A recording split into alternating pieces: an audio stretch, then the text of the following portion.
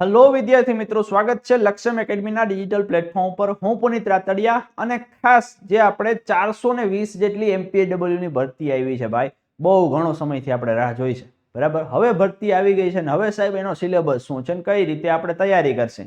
તો સિલેબસ તો આપણે કઈ નોટિફિકેશન સાથે આપ્યો નથી, પણ સિલેબસ છે કઈ રીતે હશે, કયો અંદાજ છે એના ઉપર આપણે વાત કરીએ। એટલે અંદાજિત સિલેબસ આવો રહેશે, બરાબર। અને આપણે અંદાજ ક્યાંથી કાઢીએ? ચોખ્ખી વસ્તુ છે કે ભાઈ જે હેન્ડીકેપની પરીક્ષા લેવાની છે, બરાબર, એનો જે સિલેબસ હતો એ આપણે આવવાની ઘણી શક્યતા ખરી।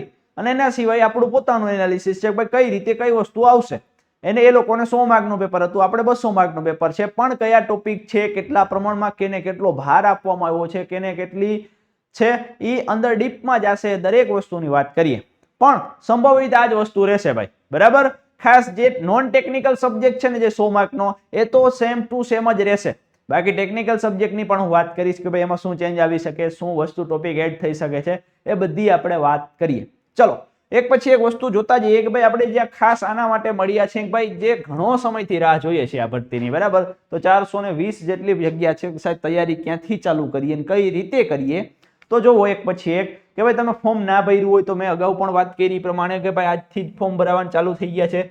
20 તારીખ સુધી ફોર્મ ભરાય છે 5મા મહિનાની, તો ફોર્મ ચોક્કસથી ભરી દેજો। હવે આપણે ભરતી કેલેન્ડરમાં, ભરતી નોટિફિકેશનમાં એક જ વસ્તુનો ઉલ્લેખ કરેલો છે કે ભાઈ આ તમારું 200 માર્કનું પેપર રહેશે।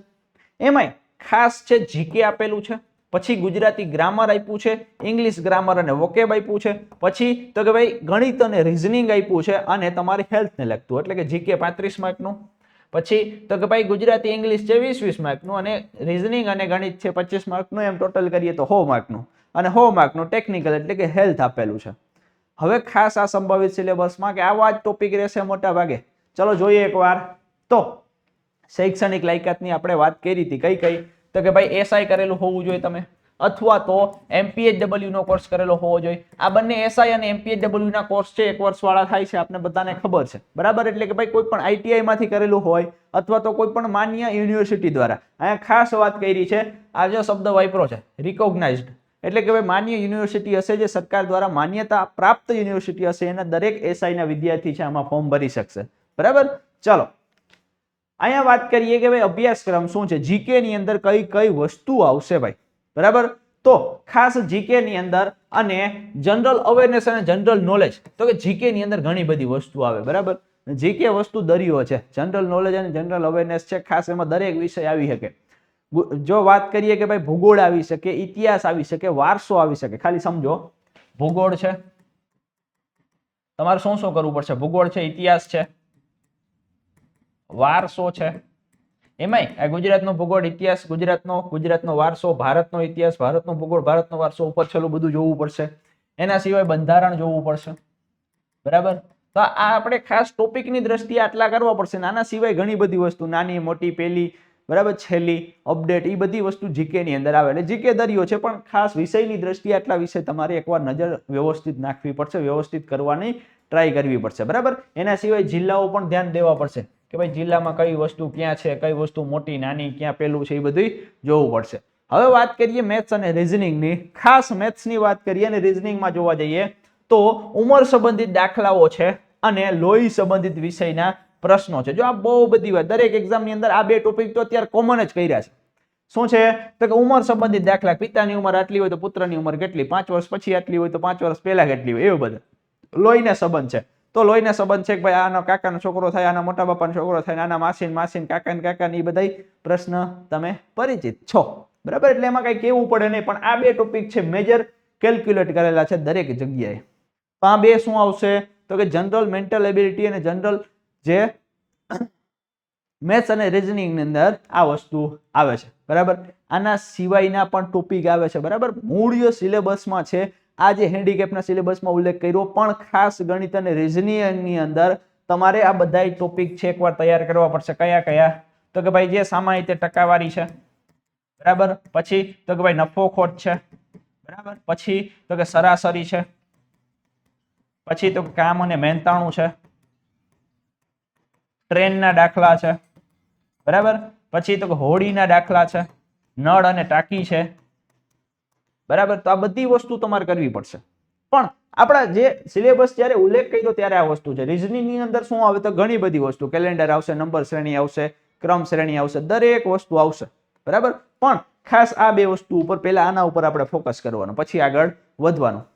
ચલો પછી વાત કરીએ કે ભાઈ ઇતિહાસ અને હિસ્ટ્રી. બરાબર, ખાસ ભારતનું અને ગુજરાતનું. મેં તમને કીધું ને કે ભાઈ ઇતિહાસ આવશે તો ઇતિહાસની અંદર કયા ટોપિક, તો કે ઇતિહાસની અંદર દરેક પ્રકારના ગુજરાતના જે રાજવંશો છે, બરાબર, ગુજરાતના રાજવંશો યાદ હોવા જોઈએ. આ તો બહુ બધી વખત પૂછાવાના ચાન્સ વધારે. બરાબર, મૈત્રક છે, સોલંકી છે, વાઘેલા છે. બરાબર, તમને ખ્યાલ જ હશે મૈત્રકો પહેલાથી ચાલુ થયા, પછી તો ભાઈ પછી તો કે સામાન્ય રીતે કોણ આવ્યા તો ચાવડા છે, 50 ચાવડા વસાયું, પછી સોલંકી આવ્યા, પછી વાઘેલા આવ્યા, પછી સલ્તનત કાળ આખું આવી ગયું. તો એ રીતે આખો એ પછી તો કે ભાઈ 1857 વિપ્લવનો ઉલ્લેખ કર્યો છે. એટલે કે ભારતમાં જ્યારે બંધારણની દ્રષ્ટિએ આ વસ્તુ આવે છે, ઇતિહાસની દ્રષ્ટિએ આવે, એટલે કે 1857 વિપ્લવ છે એ વ્યવસ્થિત કરવો પડશે. એનું ઉદ્ભવન શું થયું, પરિણામ શું આવ્યું, કયા કયા એક્શન લેવાડા, કયા કયા પ્રોજેક્ટ ચેન્જ થયા, કયા કયા કાયદા આવ્યા, એ બધી વસ્તુ જોવી પડશે.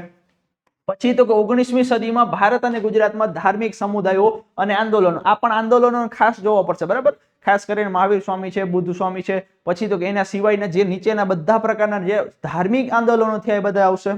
પછી ભારતની સ્વતંત્રતા માટે જે અલગ અલગ ચળવળો કરવામાં આવી છે, પછી તો કે જે વ્યક્તિઓ છે એમાં સામેલ હતા, પછી તો કે અલગ અલગ જે વિદેશી લોકોમાં વિદેશમાં જે ક્રાંતિઓ થઈ છે એ, બરાબર, જે વિદેશી પ્રજાઓ આવ્યો છે એની, તો આ બધી વસ્તુ તમારે કરવી પડશે. પછી તો કે કલ્ચર એટલે કે ભાઈ વારસાની વાત છે, તો વારસો ભારત અને ગુજરાતનો બેયનો વારસો આવશે. તો વારસાની અંદર તમારે આ વારસાનું કોઈ સારું એવું પુસ્તક લ્યો એટલે કલા સ્વરૂપો છે, સાહિત્ય, સંગીત, શિલ્પ છે, સ્થાપત્ય છે. આ શિલ્પ અને સ્થાપત્યથી શરૂઆત થતી હોય કોઈ પણ બુકની અંદર. તો આ બધા અલગ અલગ સ્થળો ક્યાં આવ્યા છે, કઈ રીતે. પછી તો કે આની અંદર આપણે જોશી કે ભાઈ જે અલગ અલગ સ્થળો છે, પૌરાણિક સ્થળો, સિંધુ ખીણની સંસ્કૃતિ વાળા, એ બધા આમાં આવી જાય. ગુજરાતના મેળાઓ છે, ઉત્સવો છે, ખાણીપીણી છે, પોશાક છે, પહેરવેશો છે, પરંપરાઓ છે, કલ્ચર છે, એ બધી વસ્તુ આવશે. ગુજરાતની દ્રષ્ટિએ વાત કરીએ તો જે અલગ અલગ નાટ્યના પ્રકારો છે એ પૂછાશે, એમાં ખાસ કરીને ભવાઈનો ઉલ્લેખ થશે. બરાબર, તો આ બધી વસ્તુ કરવી પડશે. ગુજરાતી સાહિત્ય અને અલગ અલગ સંસ્થાઓની વાત કરી છે. પછી તો કે એના સંગ્રહાલયો એટલે કે પુસ્તકાલયો છે તે પણ વાત કરીશે. બરાબર, પછી ખાસ જે અલગ અલગ ક્યાં સંગ્રહાલય, મોટું સંગ્રહાલય છે, ક્યાં નાનું સંગ્રહાલય છે, એવા બધા લોકેશનો ખાસ પૂછાશે. ગુજરાતના તીર્થ સ્થળો પૂછાશે કે ભાઈ ફરવાલાયક સ્થળો છે એ પણ પૂછાશે. પછી ફરવાલાયક સ્થળોની શું વિશેષતા છે, કઈ નદીના કિનારે આવ્યા છે, ત્યાં એનું મહત્વ શું છે, એ દરેક વસ્તુ પૂછાશે. ચલો એના સિવાય વાત કરીએ કે ભાઈ ભૂગોળ પૂછાશે, જીઓગ્રાફી, ભૂગોળ. ભૂગોળ કેનું, તો ભારત અને ગુજરાતનું બેયનું પૂછાશે. ભૂગોળની અંદર કયા કયા ટોપિકનો ઉલ્લેખ કર્યો છે, તો કે ભૌતિક ભૂગોળનો ખાસ ઉલ્લેખ કર્યો છે. બરાબર, શું તો કે ભૌતિક ભૂગોળનો ઉલ્લેખ કર્યો છે ખાસ. જો આ વસ્તુ તૈયાર કરવી પડે, વાંચીને ભૌતિક ભૂગોળ ન થાય, ભૌતિક ભૂગોળ થોડુંક સમજવું પડે. એમાં શું છે તો આખી ભૂપૃષ્ઠની દ્રષ્ટિ છે, પ્રકૃતિના વિભાગો છે, ક્યાં જ્વાળામુખી છે, ક્યાં આપણે ભૂકંપ આવે છે, પછી તો ભૂસંકલન છે, કુદરતી આફતો છે, મોસમ છે, બરાબર, વનસ્પતિઓ છે, ઉદ્યાનો છે, આ દરેક વસ્તુ વ્યવસ્થિત આમાં જોવી પડશે. જમીન છે એના પ્રકાર જોવા પડશે, પછી પથ્થરોના પ્રકાર જોવા પડશે, આરસ પહાણ છે, બરાબર, કે ભાઈ જે કોલસા છે એના પ્રકારની દરેક વસ્તુઓ ભૌતિક ભૂગોળમાં આવી જાય. એટલે ભૌતિક ભૂગોળ સારી રીતે કરવું પડશે. પછી તો કે સ્પોર્ટ્સનો ટોપિક એડ કરેલો હતો. શું હતો તો કે સ્પોર્ટ્સનો ટોપિક એડ કર્યો તો કે ભાઈ અલગ અલગ રમતો છે, અલગ અલગ સ્પર્ધાઓ છે, ખાસ કરીને વિદેશી રમતો છે, વિદેશી જે કોમ્પિટિશન થાય છે એ, પછી કયા રમતની અંદર કેટલા ખેલાડીઓ હોય છે, કઈ રમતનું શું મહત્વ છે, ગ્રાઉન્ડના કેટલા હોય છે, એવી બધી વસ્તુ પૂછાશે. આ ગ્રાઉન્ડને શું કહેવાય, જે કબડ્ડી રમતા હોય એને શું કહેવાય, એમાં કેટલા સંખ્યા હોય છે, કેટલા અવેજી હોય છે, ગ્રાઉન્ડની જે ડિસ્ટન્સ છે, એ બધી વસ્તુ દરેક વસ્તુ પૂછાશે. એટલે સ્પોર્ટ્સ છે અલગથી વ્યવસ્થિત કરવો પડશે. પછી વાત કરીએ કે ભાઈ બંધારણ, પોલિટી એટલે શું છે, બંધારણ. બંધારણ પૂછાશે ભાઈ. બરાબર, મેં તમને અગાઉ જ વાત કરી ને કે બંધારણની અંદર ખાસ અમુક ટોપિક ખાસ યાદ રાખવાના. જો અહીંયા લખ્યું છે કે સંઘ અને રાજ્ય સરકાર, આ શું છે તો કે ભાગ છે 5 અને ભાગ 6 છે એ ખાસ કરવા પડશે. બરાબર, પછી તો કે ભારતીય બંધારણનો ઉદ્ભવ છે એટલે ટૂંકમાં ભાગ આખો 1 કરવો પડશે. એમાં મૂળભૂત અધિકારો અને મૂળભૂત ફરજો આપી એટલે કે ભાગ છે એ 3 અને ભાગ 4 છે એ ખાસ કરવા પડશે. બરાબર, ભાગ 4 એમાં મૂળભૂત ફરજો આવે તો એ પણ વ્યવસ્થિત કરવા પડશે. ટૂંકમાં ફંડામેન્ટલ રાઇટ્સ અને ફંડામેન્ટલ ડ્યુટીઝ છે વ્યવસ્થિત કરવી પડશે. બંધારણીય સુધારા છે 368 પારા વ્યવસ્થિત કરવા પડશે. કટોકટીઓ 3 પ્રકારની છે ઉલ્લેખ કરેલો છે. પછી તો કે રાજ્યની સંસદ છે, જે ભારતની સંસદ છે, રાજ્યના વિધાન મંડળો છે, વિધાનસભા છે એનો ઉલ્લેખ કરેલો છે, એ પણ પૂછાય છે. એના સિવાય એના કાર્યો છે, વિશેષતા શું છે. એના સિવાય હજી ખાસ સ્થાનિક સ્વરાજની સરકાર પૂછાશે. એનો મતલબ એવો કે પંચાયતી રાજ આમાં આવશે. પંચાયતી રાજ નગરપાલિકાની આખી વ્યવસ્થા છે, સંગઠન છે, એ બધી વસ્તુ આમાં આવશે. તો આટલા ટોપિક છે. એકવાર વ્યવસ્થિત સારી રીતે આમાં નજર નાખજો, બરાબર. ચલો, તો કે પંચાયતી રાજ આવ્યું. પંચાયતી રાજનો આખો ઇતિહાસ છે. પંચાયતી રાજ લાવવા માટે કઈ કઈ કમિટીની રચના થઈ? બળવંતરાય કમિટીની રચના થઈ. ત્રિસ્તરીય, દ્વિસ્તરીય, અશોક રાયની બધી સમિતિઓ આવશે આમાં, બરાબર. એનો ઇતિહાસ છે, ક્યાંથી ઉદ્ભવન થયો, મૂળ શરૂઆત ક્યાંથી થઈ હતી. પછી તો કે ભારતમાં પંચાયતી રાજની શરૂઆત થઈ એના માટે કઈ કમિટી હતી, એના સિવાયની કેટલી કમિટીઓ આની ભલામણ કરી છે. બંધારણની જોગવાઈ કે બંધારણનો દરજ્જો આપવા માટે કઈ સરકારે કેટલા પ્રયત્નો કર્યા છે. પછી તો કે ત્રિસ્તરીય પંચાયતી રાજ છે, લાગુ પડવા માટે કેટલા રાજ્યોમાં ત્રિસ્તરીય લાગુ થઈ, સૌપ્રથમ ક્યાંથી લાગુ થઈ, આપણે કઈ ઉપયોગ કરીએ છીએ, ક્યાં દ્વિસ્તરીય પંચાયત લાગુ છે, એ બધી વસ્તુ વ્યવસ્થિત જોવી પડશે.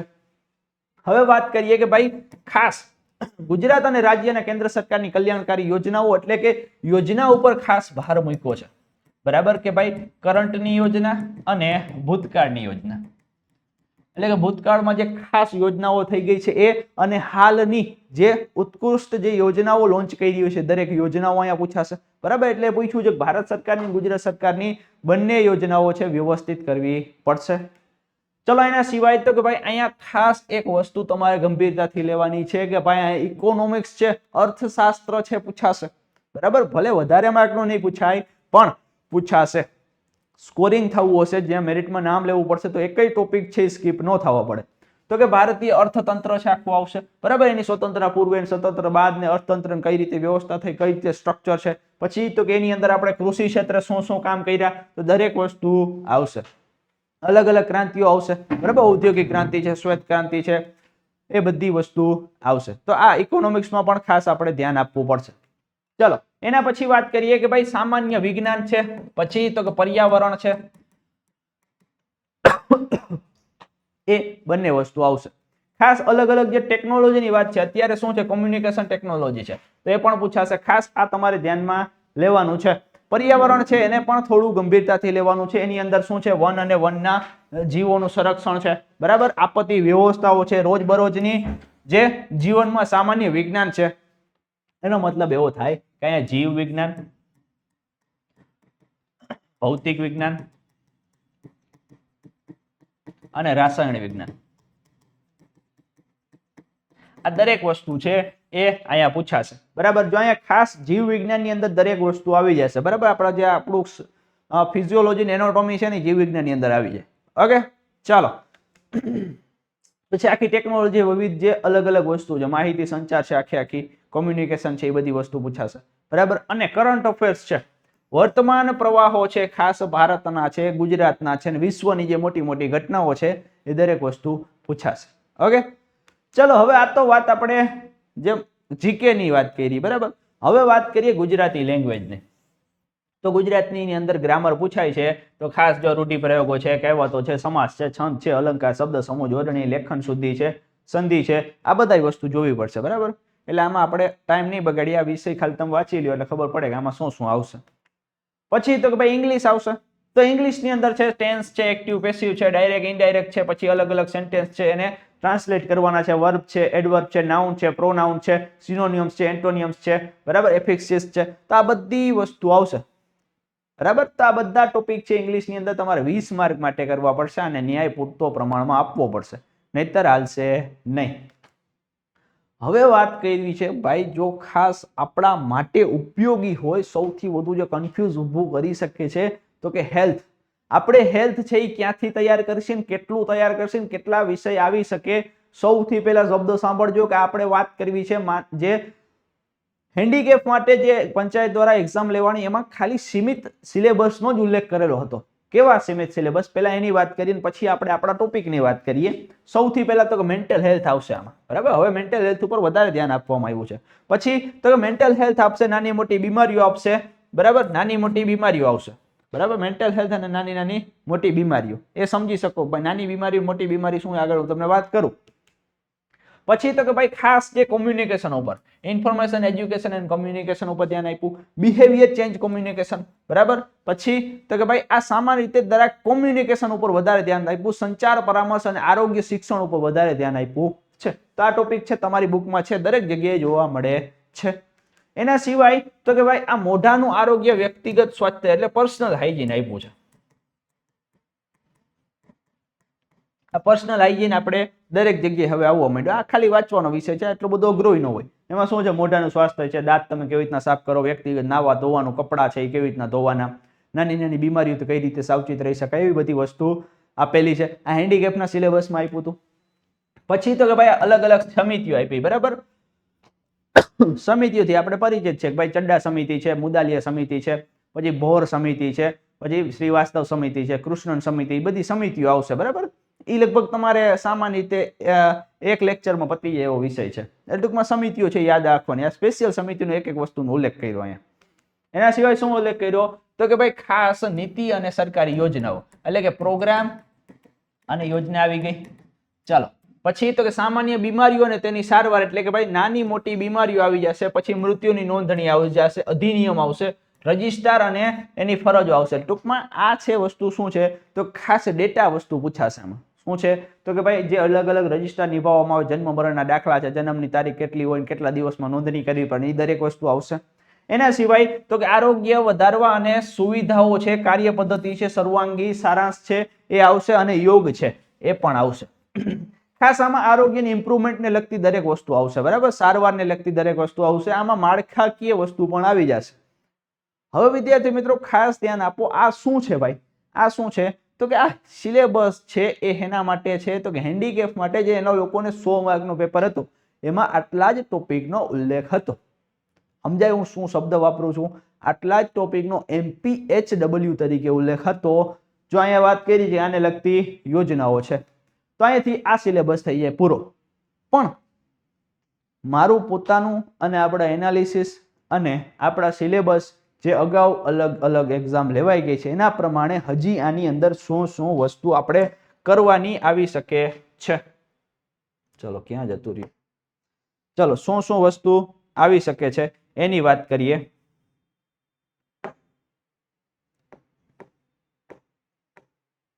ચલો અહીંયા વાત કરીએ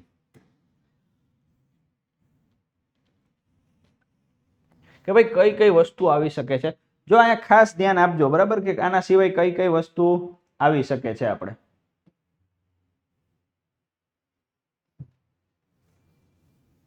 જો આપણે શું શું વસ્તુ આવશે, સૌથી પહેલા અહીંયા ધ્યાન આપજો, સિલેબસ તમારે પ્રોપર તૈયારી કરવી હોય તો આટલા તો ટોપિક તૈયાર કરવા જ પડશે. સૌથી પહેલા તો એનાટોમી, ફિઝિયોલોજી,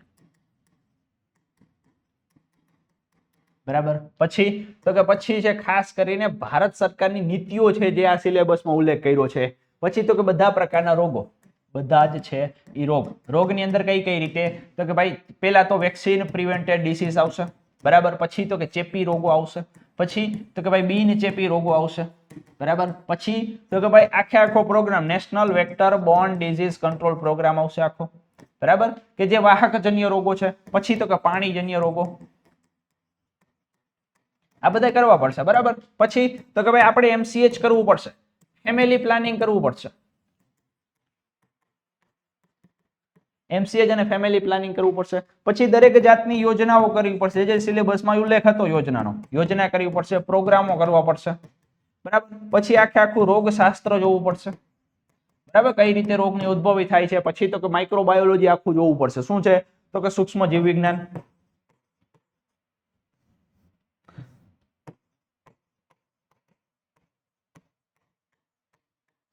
સૂક્ષ્મ જીવ વિજ્ઞાન આખી ચર્ચા કરવી પડશે. એના સિવાય તો કે એના સિવાય હજી ઘણી બધી વસ્તુ. ચલો અહીંયા કહું, એના સિવાય હજી શું વસ્તુ આવી શકે તો કે ભાઈ જો આટલી વસ્તુ, જો એનાટોમી ફિઝિયોલોજી એટલે શું છે, બધા પ્રકારના તંત્ર, શ્વસન તંત્ર માંડો કે ભાઈ પાચન તંત્ર, પ્રજનન તંત્ર, પછી તો કે ગ્રંથિ તંત્ર છે, રુધિરાભિસરણ તંત્ર છે, એ બધા તંત્રો, બધા જ પ્રકારના રોગો આવી જશે. રોગો છે તમારી પાસે 52 થી 56 જેટલા રોગો, એ બધા આવી જાય, ચેપી, બિનચેપી, વાહકજન્ય રોગો, પાણીજન્ય રોગો બધા. પછી તો કે ભાઈ ખાસ કરીને MCH એટલે કે માતા અને બાળકની સંભાળ આવશે, ફેમિલી પ્લાનિંગ કુટુંબ નિયોજનની પદ્ધતિઓ આવશે, અલગ અલગ યોજનાઓ આવશે, દરેક પ્રકારના જે પ્રોગ્રામ આવ્યો છે એ આવશે, રોગશાસ્ત્ર આવશે. પછી જે આ સિલેબસમાં ઉલ્લેખ કરેલો છે કોમ્યુનિકેશન, જે ખાસ ઇન્ફોર્મેશન એજ્યુકેશન અને કોમ્યુનિકેશન વાસ્તુ આવશે, બિહેવિયર ચેન્જ કોમ્યુનિકેશન આવશે. એના સિવાય હજી વસ્તુ આવી શકે છે કે ભાઈ જે MPHW માટે સેનિટેશન આખું આવશે. શું આવશે? સેનિટેશન આવશે,